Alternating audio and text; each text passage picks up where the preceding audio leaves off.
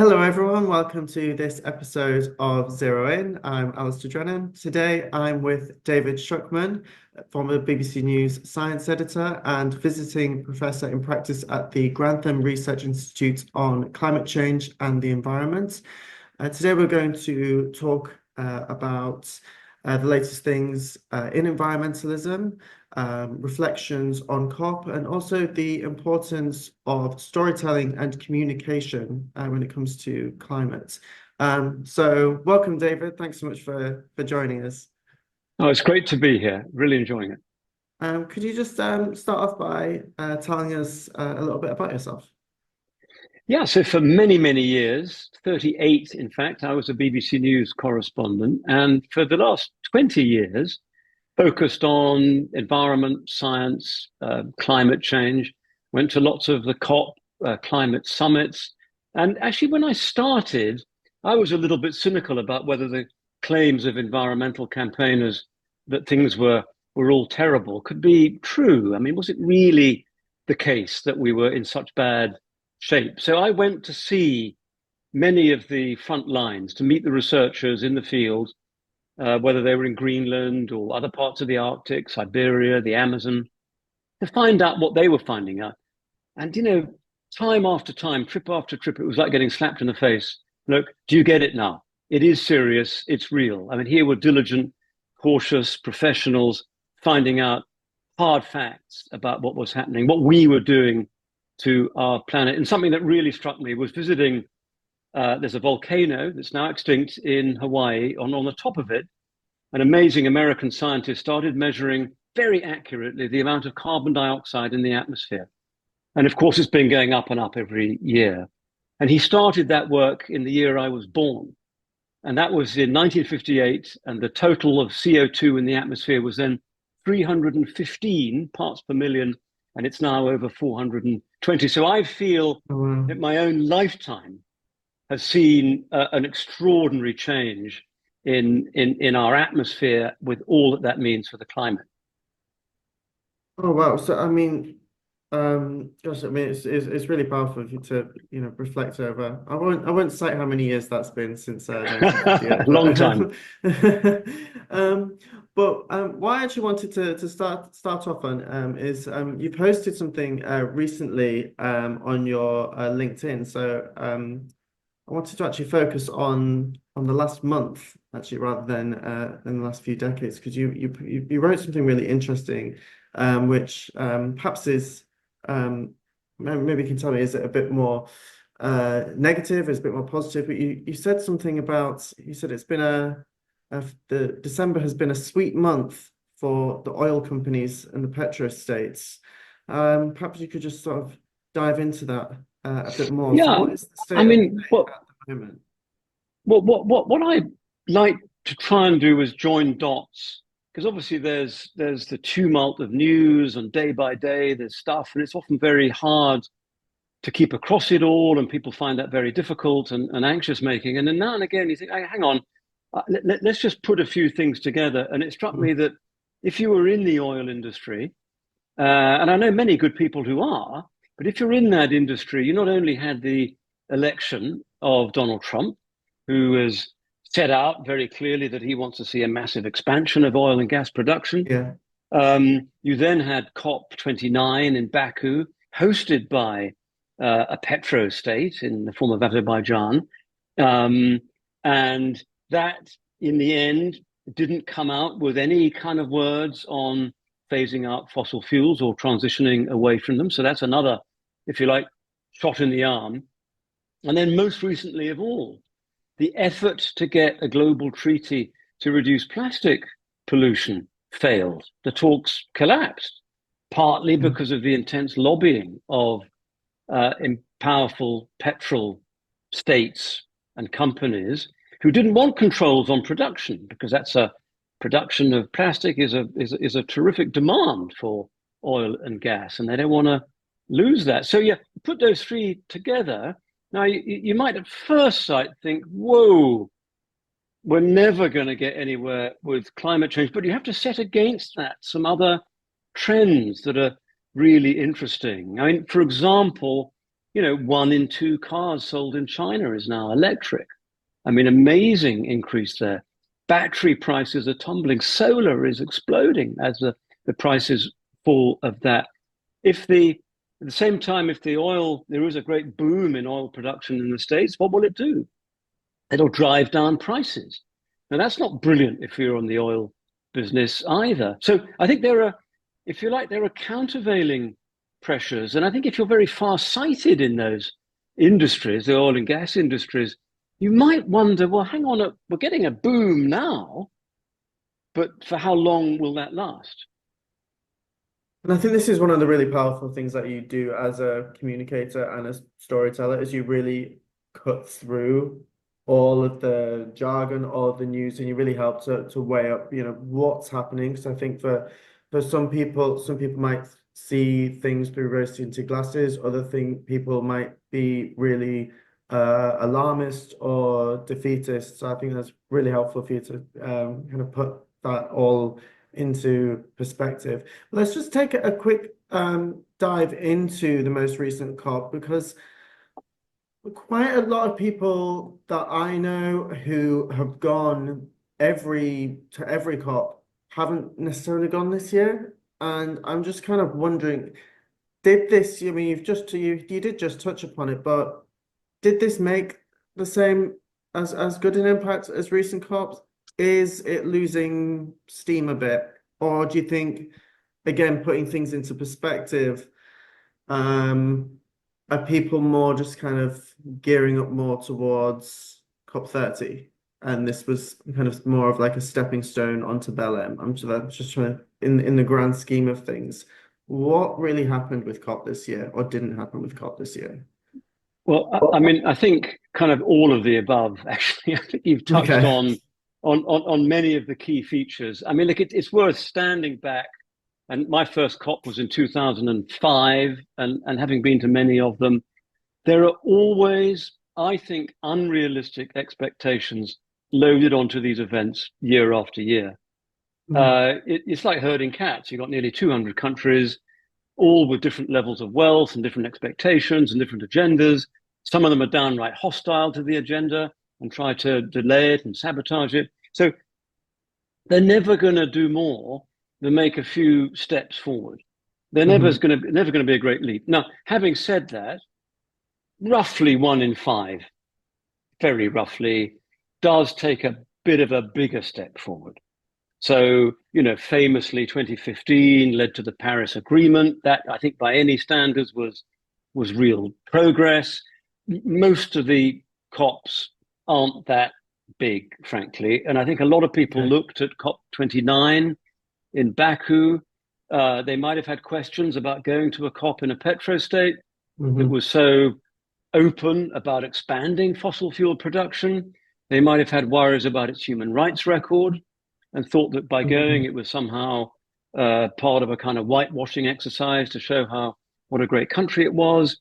They might have just thought, actually, as you said, COP30 planned for Brazil in 2025 has the feeling for a number of reasons of being a bigger event, and let's focus our efforts on that. I think there's another thing as well that I went to New York Climate Week for the first time this past September, and I was bowled over actually by how energetic, how big, how potentially productive it was. And I think a lot of organizations are putting more effort into the September New York events than perhaps the COPs themselves. And I think at the same time, as we had at COP29, more and more questions about whether this format can ever deliver.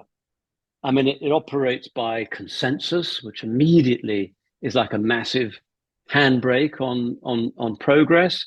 It's very easily disrupted by just one or two countries. I mean, Yeah. I've seen that for myself time after time. Right near the end, the Saudis will stick a hand in the air and raise some procedural issue that's quite awkward and slows everything down. And so they're vulnerable to that kind of tactic. And I think that's why a number of people are saying, well, hang on, is this ever going to deliver? given Yeah. what we know of the urgency of the crisis we face? My answer is it's always better to keep talking. I would vote to keep the system rolling, however profoundly unsatisfactory, even if you get this inching sense of progress. That's better than not having it. While Mm. all the time, I think probably putting more and more emphasis on changes that might be more pragmatic and tangible happening outside the COP process. Mm. And speaking of format, this is so in October we had the biodiversity COP in Colombia. In November, obviously, we had COP 29 in Baku. And currently, at the time of recording, there's the COP Convention to Combat Desertification in Riyadh. So we've had this year, back end of this year alone, we've had two COP 16s and a COP 29. So my kind of question is, to pardon the pun, too many COPs spoil the broth.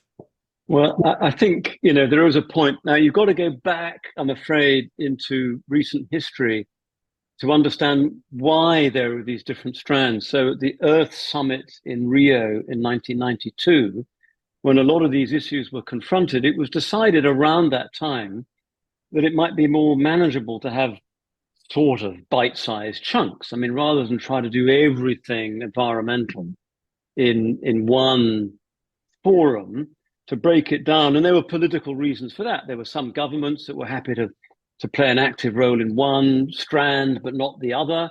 And so you launched effectively around that time three parallel processes. The climate one always got more attention, and rightly or wrongly, and had a greater frequency of headlines because there was the annual meeting. The others, for different reasons, had less frequent meetings. And years would pass without much coverage in the main media about them. And it was often quite hard to persuade editors to send reporters to these meetings because they say, hang on, you just told me about some COP to do with climate change. You're saying there's another one to do with nature. And what's Yeah. this thing about deserts anyway? Then there's the plastics process and others.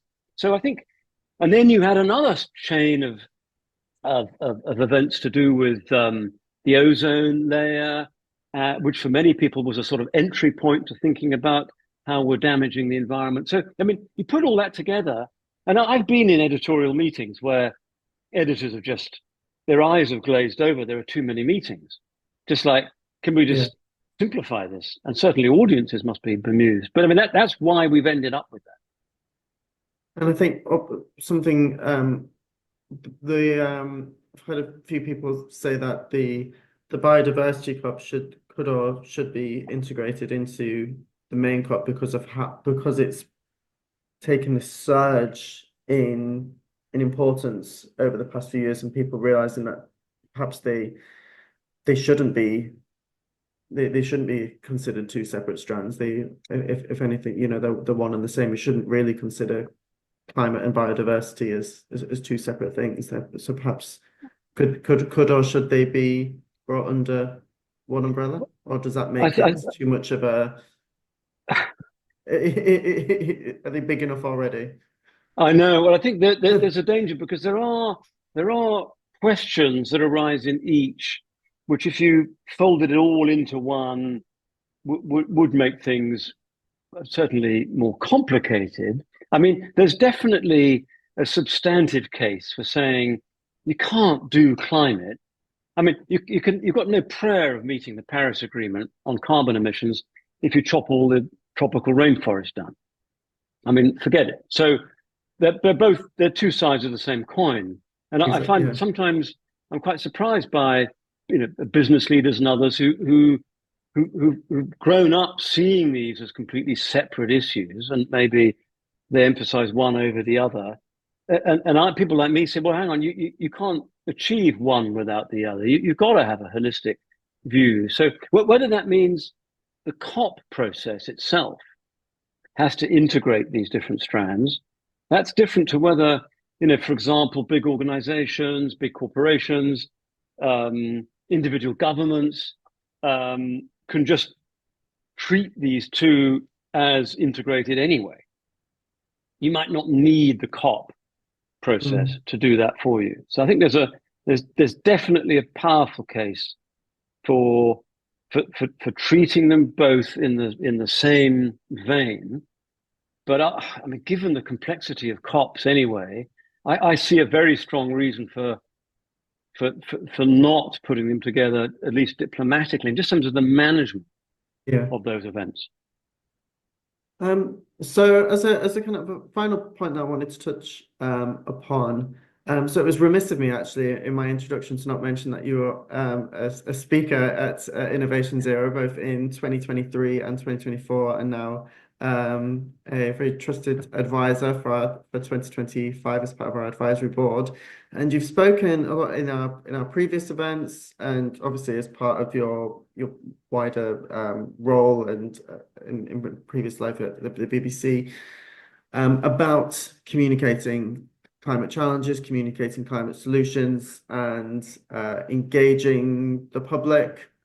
Really conveying this story around climate, turning facts and figures into an understandable conversation that people can get on board with. So, in your view, are people getting the message? And if not, why not? And how can we how can we reframe the narrative around climate change? It's such a profound and important issue, and one can answer it in many different ways. I'm reminded of an amazing marketing guru called John Marshall, who famously said, no one gets out of bed in the morning and says it's a great day for decarbonization, right? I mean, Right.